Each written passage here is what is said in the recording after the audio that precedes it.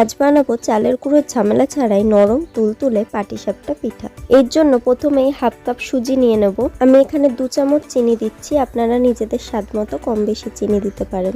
এরপর 1 কাপ এর মধ্যে জল দিয়ে আধ ঘন্টা ঢাকা দিয়ে রাখতে হবে। আধ ঘন্টা পরে এবার সুজির মধ্যে 1 কাপ ময়দা মিশিয়ে নেব।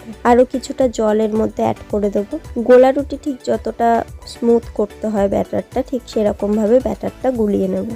দেখুন ব্যাটারটা আমার কতটা স্মুথ হয়ে গেছে। এরপর বেগুনের বোটা দিয়ে একটা প্যানের মধ্যে কিছুটা তেল আমি এভাবে ব্রাশ করে দিয়েছি। এরপর ব্যাটারটা 1 হাতা করে দিয়ে এভাবে হাতার সাহায্যে একটু ঘুরিয়ে ঘুরিয়ে দেব। কয়েক সেকেন্ড রাখলেই দেখবেন এটা আস্তে আস্তে সেদ্ধ হয়ে যাচ্ছে। এরপর এর মধ্যে নারকেলের পুর বা খোয়া ক্ষীর দিয়ে আস্তে আস্তে খুন্তির সাহায্যে এভাবে গোল করে নেব। দেখুন আমার পিঠেটা কত সুন্দর উঠে আসছে। আপনারা লাল বা সাদা দুভাবেই ভেজে নিতে পারেন পিঠেটা। যদি একটু লাল করে ভাজতে চান তাহলে আরেকটু তাওয়ার মধ্যে রাখতে হবে।